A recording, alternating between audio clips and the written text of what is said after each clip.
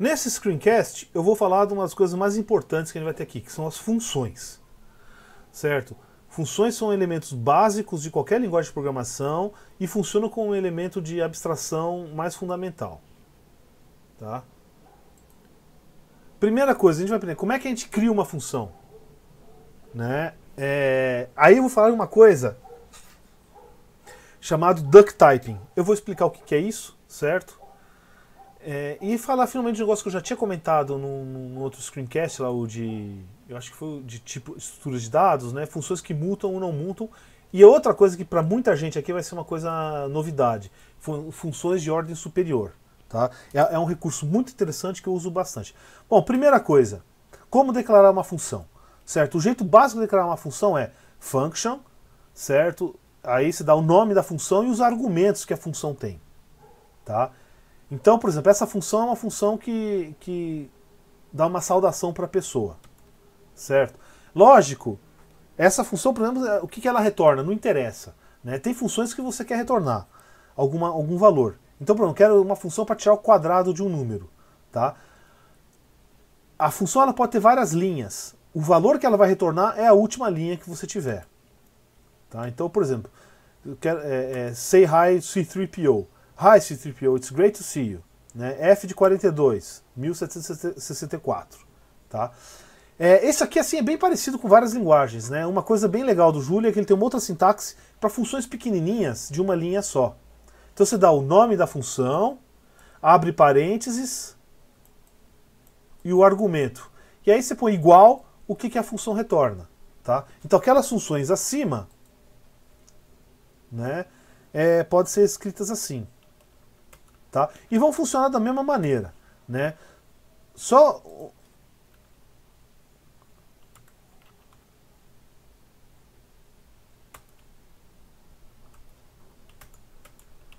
Tá?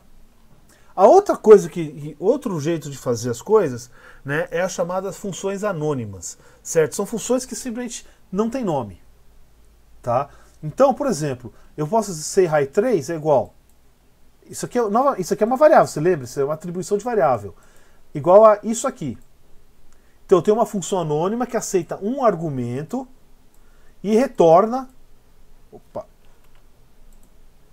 E retorna isso. Tá? Novamente, o levar ao quadrado ela é uma variável f3 que recebe uma função anônima, tá? Que aceita um argumento e retorna o quadrado dele.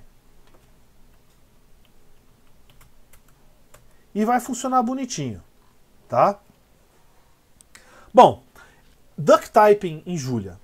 Né? Esse termo duck typing vem do inglês, né, que o pessoal fala if it walks like a duck, if it quacks like a duck, it is a duck. Certo? Ou seja, se ele se comporta que nem um pato, a gente vai admitir que é um pato. Né?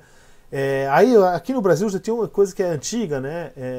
O Brizola já dizia, né? Se tem rabo de jacaré, cor de jacaré, boca de jacaré, pé de jacaré, olho de jacaré, corpo de jacaré e cabeça de jacaré, como é que não é jacaré? Né? Então isso é uma coisa mais ou menos equivalente. Tá? A coisa aqui é a seguinte, então lembra que a gente usou aquela função say hi? Que ele simplesmente imprime o negócio, certo? O que acontece se eu colocar uma coisa que não é um string? Ele vai funcionar do mesmo jeito, tá? Isso aí é bem parecido com Python, né? R e todas essas linguagens dinâmicas, certo? Então aquela função f de elevar ao quadrado, certo? E se eu colocar uma matriz no lugar dela? Tá? Veja, isso aqui, quando eu estou fazendo isso aqui, ele está fazendo uma matriz vezes ela mesmo. E essa multiplicação não é multiplicação elemento a elemento, é uma multiplicação matricial. Tá? Que nem em matemática. Isso é uma diferença, né, que aí faz. Lembra daquela que eu falei que o expoente para números inteiros ele é implementado usando vezes? Olha aqui, ó. Então, se eu pegar o f que eleva ao quadrado, o que ele fez? Ele concatenou o f. Concatenou a string high. Tá? O que está acontecendo aqui é o seguinte, a função, o que ela está fazendo aqui, ela está simplesmente aplicando as operações. Enquanto os operadores, tudo que tiver dentro da função funcionar, ele vai funcionar. Tá certo? Né? Agora, por exemplo, vamos pegar, eu crio um vetor V. É um vetor unidimensional. O que é um vetor unidimensional ao quadrado? Né? Você poderia definir isso como um elemento, fazendo elemento a elemento. O Julia, em geral, eles tentam definir da maneira matemática. Um vetor vezes um vetor não existe. Certo? Você pode existir, por exemplo, um vetor vezes a transposta dele. Tem várias coisas assim. Mas um vetor vezes um vetor não existe. Então, o que ele vai fazer quando eu fizer o f de v? Opa, ele deu pau. Tá? Então, isso é outra coisa interessante do Julia. Eu acho muito bom. Já vi gente criticar, né? É que os operadores tentam definir o jeito que a definição matemática mais próxima, tá?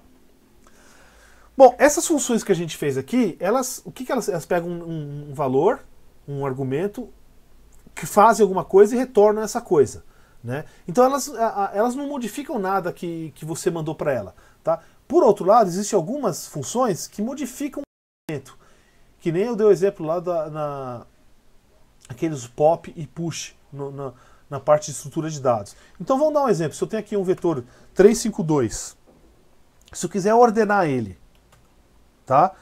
O que aconteceu com o negócio? Você vê que ele criou um novo array, né? Ele criou um novo array, alocou memória para o novo array e retornou esse novo array. O array original continua igualzinho, tá? Agora, se eu colocar uma exclamação no final, olha o que acontece. Você vê que ele modificou esse array original.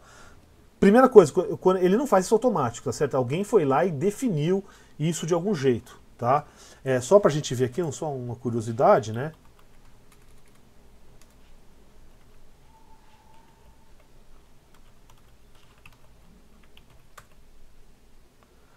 Tá?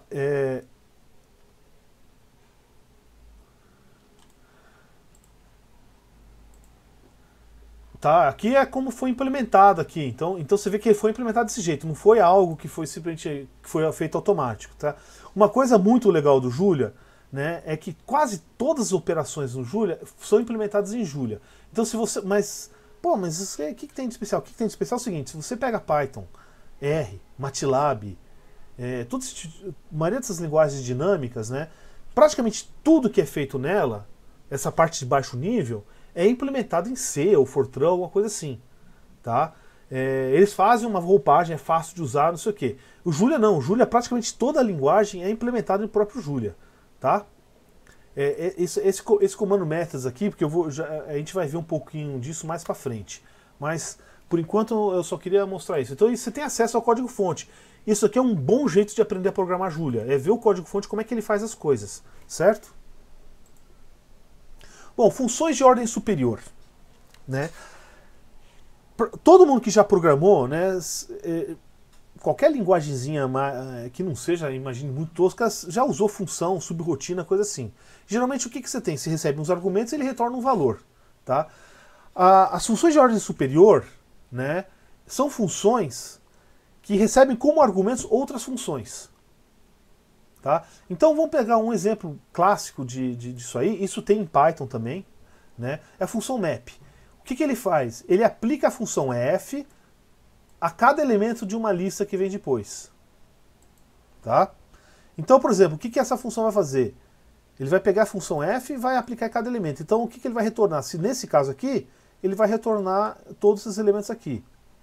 Tá? Então se ele está pegando aqui e fazer o quadrado, tá aí, ó. Ele aplicou o quadrado de 1, o quadrado de 2 e o quadrado de 3. Tá? É aí que é muito útil você fazer aquelas funções anônimas. Eu não preciso criar uma função que vai ter um nome e tudo para encher o... Certo? Você cria uma funçãozinha aqui na hora. Né? Essas funções aqui existem muito no Python. Tá? O R, que para quem mexe no R, né, usa muito. São aquelas funções lapply, sapply, apply, esse tipo de coisa, que no R é esse mesmo tipo de recurso, tá? Uma outra coisa que eu não vou dar o exemplo aqui, depois a gente vai fazer, você pode fazer uma função que retorna uma função, certo? Essas coisas de brincar com função é o que se usa muito em chamadas linguagens funcionais, né? Que é Lisp, Haskell, e aí algumas outras linguagens têm bastantes elementos disso aí, tipo Python, Julia, R. Então, assim, é um recurso, para quem vem de C, Pascal, Fortran, é um negócio meio esquisito, mas é muito útil e torna alguns códigos muito simples e legíveis, né? Eu vou falar agora de uma operação chamada broadcast. Isso aqui é um negócio assim, para quem mexe, por exemplo, com MATLAB, R, Python com NumPy, né, eles fazem isso aqui. Só que o Julia ele faz de um jeito que é espetacular, né? O broadcast é praticamente assim, é outra função de ordem superior, tipo map, tá? Mas ele é uma generalização no map, que é um map que você pode aplicar para vários argumentos. Então, se eu usar só num argumento só, tá? Você pode fazer seria igual o map. Então, se eu aplico o F e vai aplicar para cada elemento. A sacada é a seguinte: existe sim uma sintaxe para tornar mais legível, mais simples essa aplicação do map, que é o ponto. Então, se eu pegar a função F ponto, esse F ponto abre parênteses os argumentos é equivalente a isso aqui. Pô, mas aqui só um detalhezinho. É um detalhezinho que tem consequências enormes. Ainda mais se você lembrar que o broadcast é uma generalização do ponto, do map, tá? Aqui, quando tem um argumento só, ele funciona como o map, né? Lembrando que isso aqui é diferente, certo? De chamar a função com um array, tá? Com aquele array lá. Certo? Então vamos ver a diferença.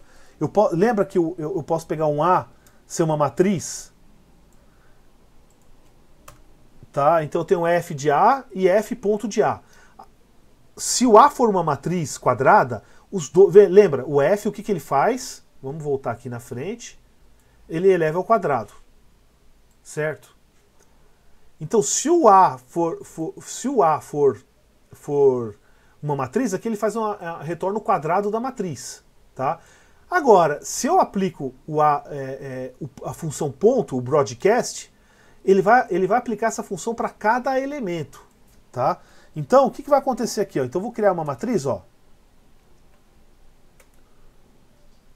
Então, se eu pego A vezes A, é a multiplicação matricial das duas coisas. O F de A é o quadrado. Tá? Agora, se eu colocar o F ponto de A, ele vai elevar cada elemento de A ao quadrado. Então, se eu pego 1 ao quadrado, quanto é que é? É 1. 2 ao quadrado, 4. 3 ao quadrado, 9. Ó. 1, 4, 9. 4 ao quadrado, 16. Tá? Então, com isso aqui, né, você começa a poder montar algumas estruturas assim, bem interessantes. Que é talvez uma das coisas mais fantásticas do Julia é esse broadcast e essa anotação com pontos, tá? Se eu quiser fazer uma operação aí, por exemplo, essa operação aqui, ó, eu vou somar A, elemento a elemento, com 2 vezes o quadrado de cada elemento e dividir elemento a elemento por A, né? Isso seria o equivalente a fazer isso aqui, ó, broadcast, certo? Que recebe um x e aí retorna para cada elemento x mais 2 vezes f de x e divide por x. E aplica isso para cada elemento de A. Tá? Então, com isso, certo? Você consegue fazer... É fantástico isso aqui. Tá? Um outro jeito de escrever isso aqui, pô, esses monte de ponto enche o saco. Né?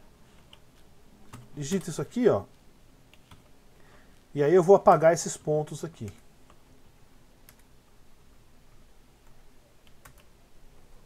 Tá aí. Tá? Cuidado um pouco com isso aqui, em algumas expressões você pode se ferrar, mas assim, é um açúcar sintático que o pessoal chama, né, que ajuda bastante. Isso aqui a gente vai usar muito, essa questão do broadcast. Mais pra frente eu vou mostrar outras vantagens disso aí em relação... Esse aqui é um grande diferencial em relação, por exemplo, MATLAB, R e Python, tá? E é algo muito legal mesmo. alguns exercícios novamente. Por favor, faça os exercícios. Aqui não é só pra... Vocês precisam brincar um pouco com esse tipo de coisa. Não adianta só ler.